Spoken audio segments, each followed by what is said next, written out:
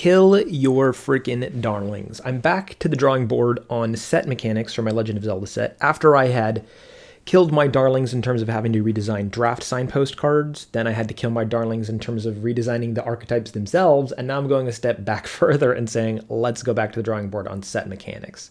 The set mechanics that I've happened to show off on videos on this channel already are actually staying, but there's a lot more that are leaving to make room for mechanics that feel a lot more Zelda coded and are also very flexible in terms of being draftable. So this is one that I'm looking at here. This is a mechanic around representing the Triforces. In the Zelda series, there are 3 pieces of the Triforce: Courage, Power, and Wisdom, and they each go to 3 different characters. And once they're united, then you get like extra buku benefits, but I'm not focusing on the reunited, at least not in the set mechanic. The reuniting the Triforce might be like individual cards, but I thought about, okay, how do I represent these 3 pieces of the Triforce? And it appealed to me because Courage is very green related, Wisdom is very blue related, and Red is very power, or power is very red related, you know, both in the how it relates to magic mechanics, but also like literally they are that color in the Legend of Zelda series. So it made kind of fun sense to think about like how would this work as mechanics, and it turns out to have quite a lot of legs, at least as I designed them. So, you know, in the game, only one creature, you know, only one character has a Triforce piece at a time. So roles made sense, like you don't have multiple Triforce pieces unless you've united the Triforce. Legendary also made sense because not more than one character can't have the same Triforce. So starting from that place and then thinking about like, okay, what would the Triforce of Courage mean? This is what we came up with. It's a legendary enchantment aura roll with whenever enchanted creature attacks alone, put a +1/+1 counter on it. So very Courage related, right? Like the creature has to attack alone. It's got to survive, really, for that to have done much for you. Maybe it attacking alone allows it to win a trade it couldn't otherwise trade or win, but otherwise it's really incentivizing you to build your deck around this restriction. Like, let's equip it up so it gets super big. Let's grow it with lots of counters. Let's make it evasive and unblockable. Let's give it protection so that it can survive an encounter, so it can grow those counters. If my opponent plays a combat trick, I've got an indestructible spell or something like that that can let it survive that turn. So it's incentivizing a lot of interesting deck building that can encourage many different archetypes. So this is the pattern. All of the 3 roles have all the same stuff, and then they each have a unique trigger condition which will add a 1/1 counter onto things. So Courage is a creature attacking alone. Power is whenever the creature becomes the target of a spell or ability you control, very much like Valiant from Bloomburrow. And then Wisdom is just whenever you cast your second spell, you can put the 1/1 counter on the enchanted creature. So that's how this works. Let's take a look at how it actually looks on a card. This is just a test card. I think there's some problems with this as an actual card, but just to see how the verbiage works, this is a fight spell that also lets you put a Triforce of Courage on a creature. And what I'm playing around with here is, do I want these Triforce of Courage things to be legendary, or do I want them not to be legendary? If they weren't legendary, instead of saying Triforce of Courage, it could just say Courageous Roll, which is much more similar to the other existing roll tokens in Wilds of Eldraine, for example, like Wicked Roll, Monstrous Roll, that kind of thing. So here's the difference. This is what this part looks like if it's legendary versus that's what it looks like if it's not legendary. So I get to remove the legendary Triforce of part, but I also get to remove the you may clause. And the you may clause would have to go on quite a lot of cards that are adding the Triforces, because otherwise there's going to be lots of feels bad of like, I want to target my creature with, you know, have it fight this other creature, but I don't want to have to move my Triforce of Courage onto this creature. I want it to stay where it is. So the you may is going to be necessary to avoid that on a lot of different designs. So those are some benefits of doing that. You know, also a benefit of keeping it Courageous Roll, it being more similar to the existing roles, means that it's more realistic being included because, you know, you might see this in future sets. It's not just in a Zelda set that this makes sense. It could make sense in another Return to Eldraine or a storybook set that has roles in it. Courageous will fit just fine there. Another downside of it being legendary is, does it make sense for me to be creating legendary tokens on a common? You know, WotC typically avoids, at least in the more recent, sets in the last 15 years or more, avoids printing legendary commons. I think there's one exception to that. In Modern Horizons, there's a legendary common. I think there's only one. And the only card I can think of that creates legendary tokens is a dungeon. I forget which dungeon it is, but it's one of the 3 original dungeons that were added. Now, venture into the dungeon is a common mechanic. I don't think it should be, but there is some kind of precedent, I guess, of creating some legendary tokens. But this is another thing that feels weird. Like, if this is a mechanic that I want to be supported at common, this being legendary is going to make that hard because you don't typically do that at common. Common and legendary as words are like antitheses of each other. So flavor-wise, it doesn't make a lot of sense. Mechanically, it doesn't really matter, I think, to have legendary cards at commons, but that's, I think, why WotC avoids putting legendary stuff on commons. So does that make sense? So those are some drawbacks, but what about the argument for keeping them legendary? Well, just as I said that the Courageous role would make more sense outside of the Zelda set, that's actually a reason to keep it legendary and keep it Triforce of Courage, because when I went back to the drawing board on mechanics, the main reason was I have some mechanics in this set that are really, really flavorful, like exploding with Zelda flavor that would make a player excited from a mechanical perspective to dive in and play the set, you know. But the Triforce of Courage really does capture that flavor-wise. If it's just Courageous role, my initial thought is going to be, what does that have to do with Zelda?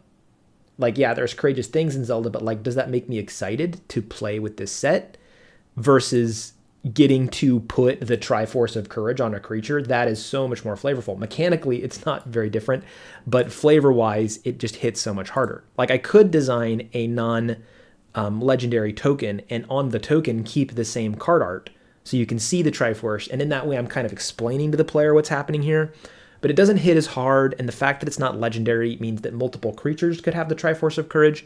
So, you know, mechanically, I don't think it's as good to suggest that this is the Triforce of Courage when it doesn't actually function that way. So that's a reason to keep it. And then another one is for mechanical reasons having to do with the mechanic of each of these Triforce pieces as it exists currently. So let's think about what this affects mechanically and deck building wise if this were not a legendary card. If it were just Courageous and it's not legendary, it doesn't affect it all that much because this effect only happens when a creature attacks alone, and only one creature at a time can be doing that anyway. So if I have multiple creatures that are Courageous, it's not going to change my deck strategy all that much. Like, sure, in an Enchantment Matters deck or something like that, there might be some benefit to having multiple creatures with Courageous, but for the most part, I only really care about it being on one creature anyway. So this being non-legendary does not really change the way that this functions very much. And the same thing with the Triforce of Power, because most spells and abilities are only going to be able to target one of my creatures at once. Having multiples of these does not allow me to generate multiple counters off of one trigger. But the same is not true with the Triforce of Wisdom. Because this just triggers off of second spell, now this is incentivizing me to have a really wide board, which is kind of weird for this role in particular, since it's the most blue related. To say that like the blue related role is going to incentivize a go wide strategy is kind of weird. So if I didn't make this legendary, I might have to rethink what the Triforce of Wisdom is doing, because mechanically I don't like the idea of blue incentivizing a go wide strategy here. It doesn't really make a lot of sense. So that's where I'm at here with this. I'd love your feedback. Maybe there are other things that I'm not considering here, or you have other feedback about the roles themselves or other things that I'm missing. I'd love to hear your perspective. It's been really hard to go back to the drawing board on set mechanics, but I'm really glad that I have, and it's produced a lot of really cool stuff. And I'm finding new stuff all the time with the stuff that I've already made. So if you've watched the other videos, you know, you'd be aware of the quests and how I'm using them here. I think this is staying. This is very flavorful. This is what I'm trying to capture with this new Triforce mechanic and one or two other new mechanics I'm exploring currently. I'm trying to capture just how Zelda flavored this is. This isn't even a new mechanic, but quests are so Zelda flavored, and there's a lot of design space to make them even more Zelda. I really like the battle trials. This is my attempt at capturing the flavor of dungeons, but I really hate the Forgotten Realms style of dungeons. So this is what I came up with, and is like individual puzzles or rooms or trials within a dungeon or even outside of a dungeon, and then having a whole deck strategy around it, be tempo based. I also really like bosses, which are just things that when they die transform. Very, very, very Zelda coded, but again, could also exist outside of a Zelda set really easily. Basically any video game or RPG that has a boss will have multiple phases, will often have multiple phases. That's really cool. And there's so much design space here. I'm finding new stuff all the time. Like recently, I came up with this idea of having a cycle of trials which represent some specific Zelda dungeons. So this is the Fire Temple dungeon from Ocarina of Time that will ping your opponent once a turn. And when it's defeated, it transforms into a boss, which is what the boss mechanic is, right? So like it just fits really well flavor-wise. Like, cool, you've beat the temple, but now you got to face off against the boss. So anyway, I'm having lots of fun here, but this is it. This is just it. There are so many mechanics that are hitting those high heights of like very Zelda flavored. I think when people learn about the mechanic, it's going to hook them really quickly into, I want to play that, I want to draft that, whatever. And I'm trying to find this Triforce idea and, iron it out to make it, to keep it that way, to keep it very exciting to play in a Zelda specific way, just very flavorful, but also make it mechanically make sense and make it, a thing that I can actually design, lots of cards around, maybe design some archetypes around. And this is where I'm at with archetypes. These are the archetypes as they existed before. All the ones in bold are ones I've changed, but these are the ones as they exist now. And if you were to like pause and take a read here, you would see that quite a lot of these really would go well with the auras, which, I redesigned some of these so that they would go well.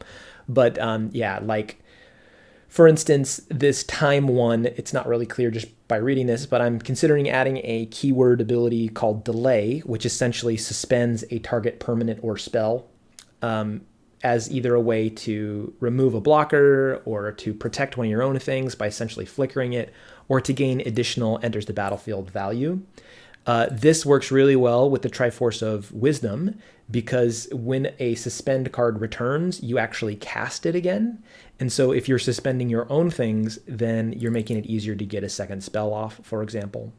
Not all of these, but a lot of these do interact in some way with one of these three Triforces. So, or multiples of them, like blue-red, which is either going to be non-creature spells or second spell, will work well with both of those Triforces, and same with the green-blue Proliferate, for example.